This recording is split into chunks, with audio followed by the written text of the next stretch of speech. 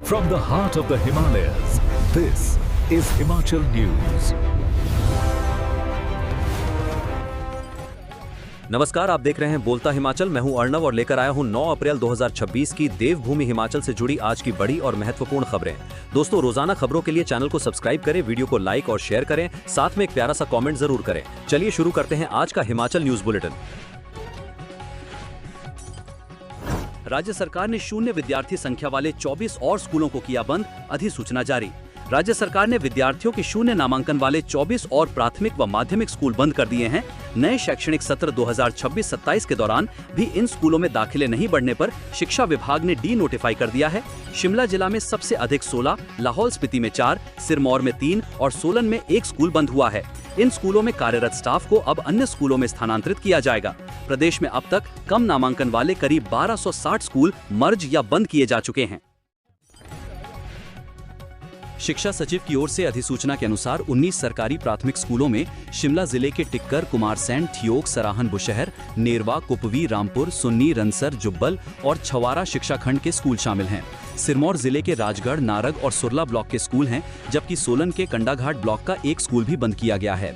5 middle स्कूलों में शिमला के सराहन बुशहर ब्लॉक का 1 स्कूल, लाहौल स्पीति के उदयपुर और केलांग क्षेत्र के 4 स्कूल शामिल हैं।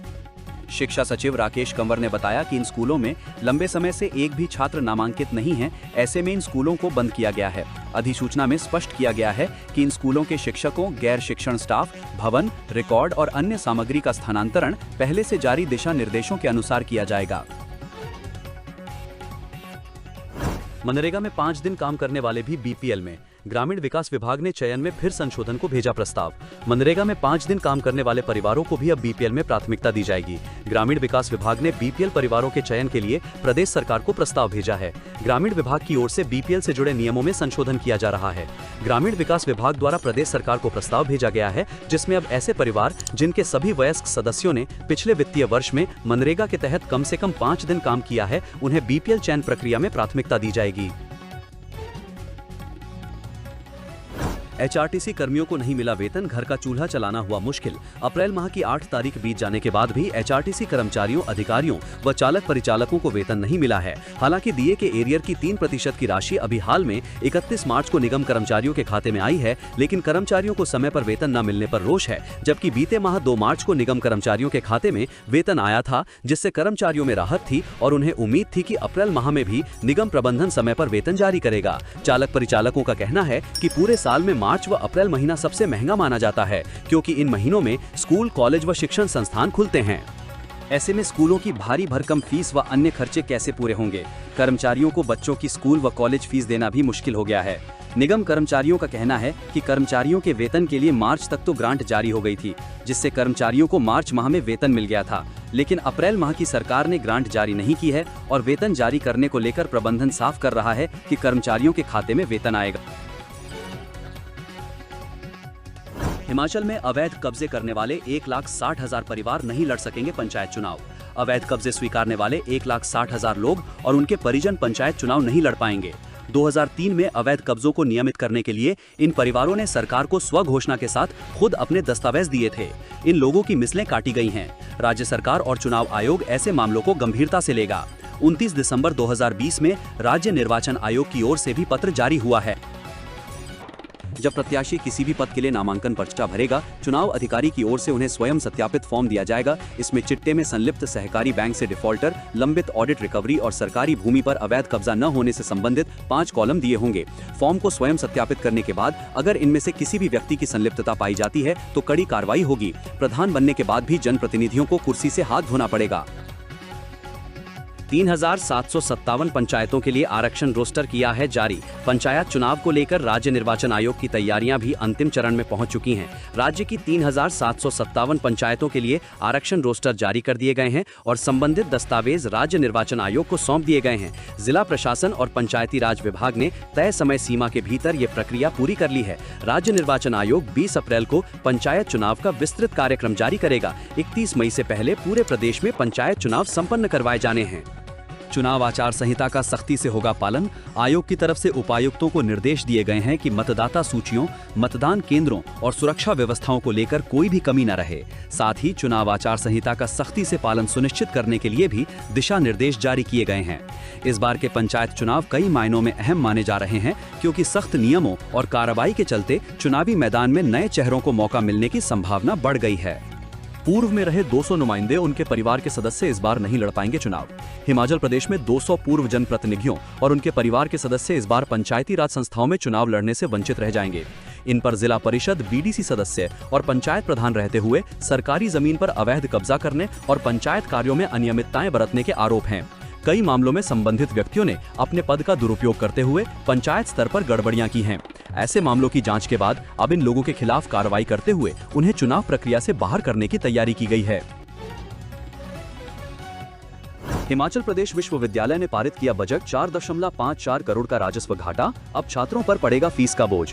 हिमाचल प्रदेश विश्वविद्यालय HPU ने आगामी वित्त वर्ष 2026-27 के लिए अपना रियल टाइम अनुमानित बजट तैयार कर पारित कर दिया है। विश्वविद्यालय प्रशासन द्वारा पारित इस बजट के अनुसार इस बार 4.54 करोड़ रुपए का राजस्व घाटा रहने का अनुमान है।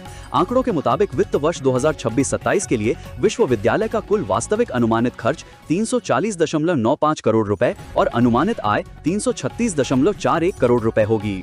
बजट तैयार करते समय विश्वविद्यालय ने केवल वास्तविक राजस्व और खर्चों को ही आधार बनाया है। विशेष बात यह है कि आंतरिक बजट बनाते समय विश्वविद्यालय के रिक्त पदों को भरने पर होने वाले संभावित खर्च को फिलहाल इस बजट से बाहर रखा गया है। प्रशासन का मुख्य ध्यान अब अनावश्यक खर्चों को कम करने और आय के स्रोतों को बढ़ाने पर केंद्रित है। हिमाचल में गेहूं की खरीद शुरू, विभाग के पोर्टल पर 351 किसानों ने करवाया पंजीकरण। प्रदेश में किसानों से गेहूं की फसल खरीदने के लिए 8 अप्रैल से गेहूं खरीद की प्रक्रिया शुरू हो गई है। प्रदेश में किसानों से गेहूं की फसल की खरीद करने के लिए 10 गेहूं खरीद केंद्र बनाए गए हैं। 8 अप्रैल से 15 जून तक इन केंद्रों में गेहूं की खरीद की जाएगी। किसानों से गेहूं की फसल खरीदने के लिए प्रदेश में 10 मंडियां बनाई गई हैं, जिसमें धौलाकुआं, पावंटा साहिब जिला सिरमौर, रामपुर जिला ऊना, मार्केट यार्ड टकारला जिला Una, market yard Nalagarh, Baddi industry shed Malpur जिला सोलन, फतेहपुर अनाज मंडी, मिलवा इंदौरा, रियाली, नगरोटा वगवां जिला कांगड़ा शामिल हैं। इन मंडियों के माध्यम से किसानों से गेहूं की फसल की खरीद जाएगी।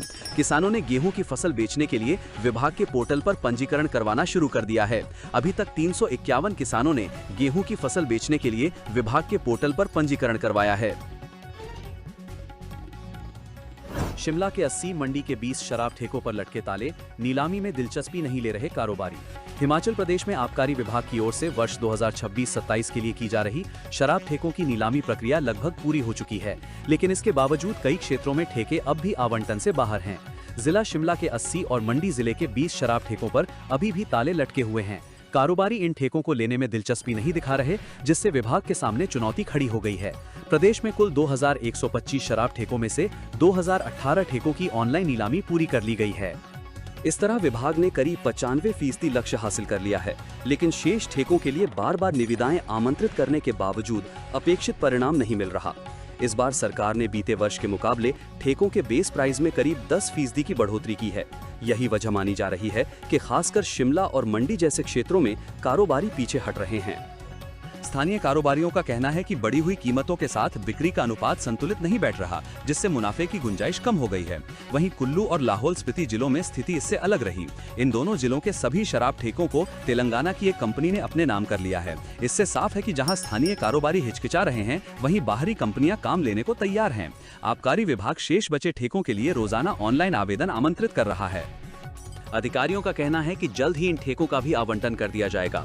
फिलहाल विभाग की नजर शेष 105 ठेकों के जल्द आवंटन पर टिकी है, ताकि नए वित्त वर्ष की शुरुआत के साथ ही पूरी व्यवस्था पटरी पर लाई जा सके। सीएम सुक्खू बोले, बेहतर इलाज के लिए मेडिकल कॉलेजों में बढ़ेंगी पीजी की सीटें। मुख्यमंत्री सुखविंदर सिंह सुक्खू ने कहा कि मेडिकल कॉलेजों में पीजी की सीटें बढ़ाई जा रही हैं। टांडा मेडिकल कॉलेज में 57, नेरचौक में 29, नाहन में 32, चंबा में 33, हमीरपुर में 67 और आईजीएमसी में 96 पीजी सीटें बढ़ेंगी। उन्होंने कहा कि सीटों के बढ़ने के बाद इन मेडिकल कॉलेजों के कामकाज में तेजी आएगी और मरीजों को बेहतर इलाज उपलब्ध हो पाएगा। मुख्यमंत्री सुखविंदर सिंह सुक्खू ने ये जानकारी बुधवार को आयोजित स्वास्थ्य शिक्षा विभाग की समीक्षा बैठक की अध्यक्षता करते हुए दी। उन्होंने कहा कि राज्य सरकार प्रदेश में ही बेहतर स्वास्थ्य सुविधाएं प्रदान करने के लिए निरंतर प्रयास कर रही है। मुख्यमंत्री ने नए मेडिकल कॉलेजों में प्रोफेसरों और टांडा मेडिकल कॉलेज में सुपर स्पेशलिस्ट डॉक्टरों की कमी को देखते हुए अगले 3 वर्षों के लिए उनकी सेवानिवृत्ति की आयु 65 वर्ष करने को कहा।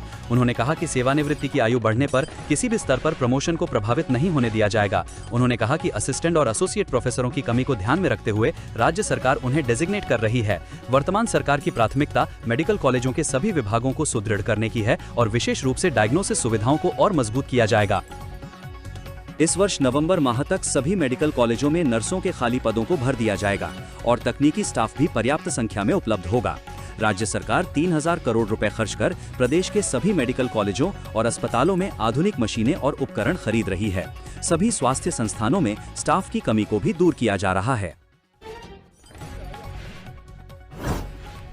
कैग की सख्ती के बाद कर्मचारियों की सर्विस बुक भी होगी डिजिटल, वित्त विभाग ने दिए निर्देश। हिमाचल प्रदेश सरकार ने पेंशन और सामान्य भविष्य निधि जीपीएफ मामलों के निपटारे में तेजी और पारदर्शिता लाने के लिए बड़ा कदम उठाया है। वित्त पेंशन विभाग ने सभी प्रशासनिक सचिवों और विभागाध्यक्षों को निर्देश जारी कर दिए हैं कि अब सभी पेंशन और जीपीएफ मामलों को पूरी तरह ऑनलाइन माध्यम से ही भेजा जाए। ये निर्देश भारत के नियंत्रक एवं महालेखा परीक्षक कैग की ओर से एंड टू एंड डिजिटलीकरण पर जोर दिए जाने के बाद जारी किए गए हैं। कैग ने स्पष्ट किया है कि पेंशन और जीपीएफ से जुड़े सभी कार्यों को डिजिटल प्लेटफॉर्म पर लाकर एक सिस्टम आधारित ढांचा तैयार किया जाए, जिससे लाभार्थियों को समयबद्ध और पारदर्शी सेवाएं मिल सकें।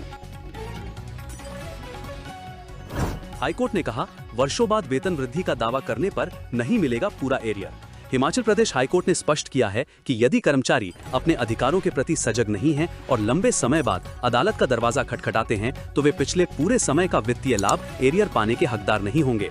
न्यायाधीश जियालाल भारद्वाज की अदालत ने ये आदेश मदन लाल एवं अन्य मामले में दिया है।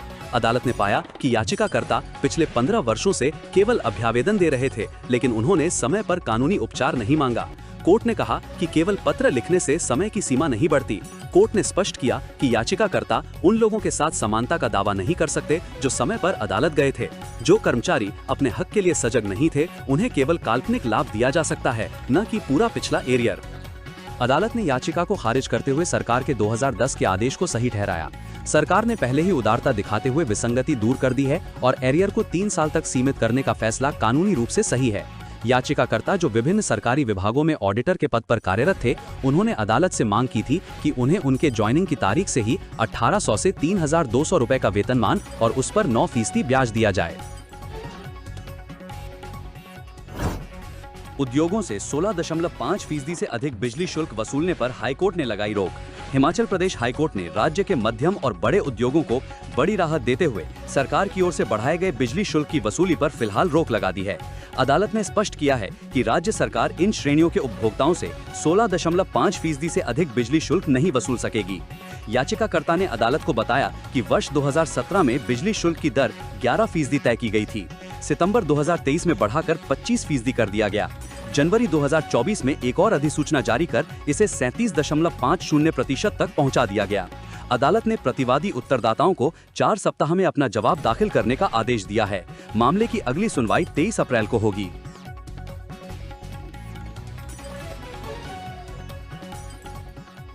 पसंद के संस्थान में परीक्षा दे सकेंगे बीएड प्रशिक्षु। एनेस्थीसिया प्रोफेसर की नियुक्ति पर लगी। हिमाचल प्रदेश हाईकोर्ट ने पटेल यूनिवर्सिटी मंडी में चल रहे एक बीएड संस्थान में पढ़ाई कर रहे सैकड़ों प्रशिक्षुओं के भविष्य को लेकर एक महत्वपूर्ण आदेश जारी किया है। खंडपीठ ने स्पष्ट किया है कि प्रशिक्षु अपनी पसंद के संस्थानों में परीक्षा दे सकते हैं और यदि वे चाहें तो अपने पुराने संस्थान में अपनी पढ़ाई जारी रख सकते हैं। मुख्य न्यायाधीश गुरमीत सिंह संधावालिया और न्यायाधीश बिपिन चंद्र नेगी की खंडपीठ ने राज्य सरकार सहित सभी प्रतिवादियों को नोटिस जारी कर जवाब मांगा है। इस मामले की अगली सुनवाई 28 मई को होगी। अदालत ने प्रशिक्षुओं के हितों की रक्षा करते हुए निर्देश दिए हैं कि जो प्रशिक्षु अपने वर्तमान संस्थान में बने रहना चाहते हैं, वे वहां पढ़ाई जारी रख सकते हैं, क्योंकि उनका सत्र सितंबर 2025 में शुरू हो चुका है। विद्यार्थी अपनी पसंद के केंद्रों पर परीक्षा दे सकेंगे।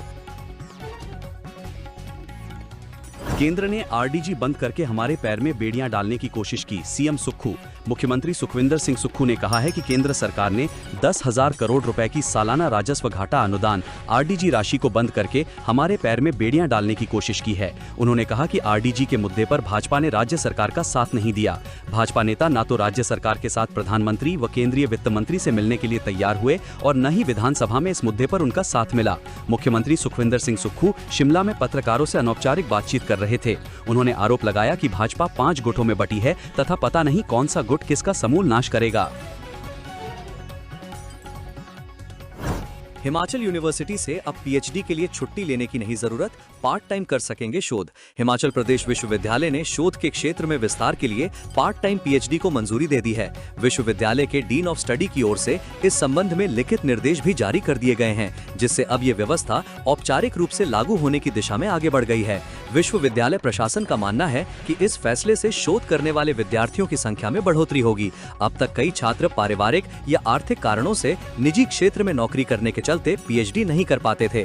नई व्यवस्था के तहत ऐसे छात्र अब नौकरी के साथ साथ अपनी पीएचडी जारी रख सकेंगे।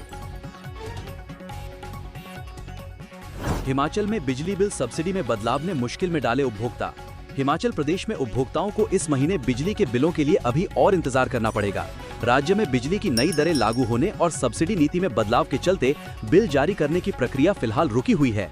इससे 28 लाख से ज्यादा उपभोक्ताओं को अभी तक इस महीने के बिजली बिल नहीं मिले हैं। राज्य विद्युत नियामक आयोग के आदेश मुताबिक बिजली की नई दरें 1 अप्रैल से लागू होनी थी।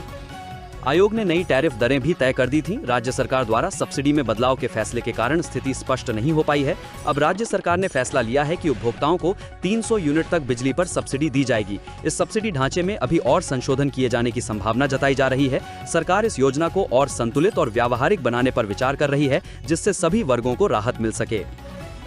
बोर्ड के मुताबिक अब सब्सिडी और नई दरों के मुताबिक सॉफ्टवेयर अपडेट किया जा रहा है। इसके अपडेट होने के बाद ही नई दरों और सब्सिडी के अनुसार बिल तैयार किए जाएंगे और उपभोक्ताओं को भेजे जाएंगे। राज्य में 28 लाख से अधिक बिजली उपभोक्ता इस देरी से प्रभावित हो रहे हैं। बिल समय पर न मिलने के कारण कई उपभोक्ता असमंजस की स्थिति में हैं। बिजली बिल जारी होते ही उपभोक्ताओं को पर्याप्त समय दिया जाएगा ताकि वे बिना किसी परेशानी के भुगतान कर सकें। सरकार की सब्सिडी नीति से उपभोक्ताओं को राहत मिलने की उम्मीद है। इसमें उन परिवारों को राहत मिल सकती है जिनकी बिजली की खपत कम है। हिमाचल में बर्फबारी से 11 डिग्री लुढ़का तापमान अभी राहत नहीं देगा मौसम। 73 सड़कें और 884 ट्रांसफार्मर ठप।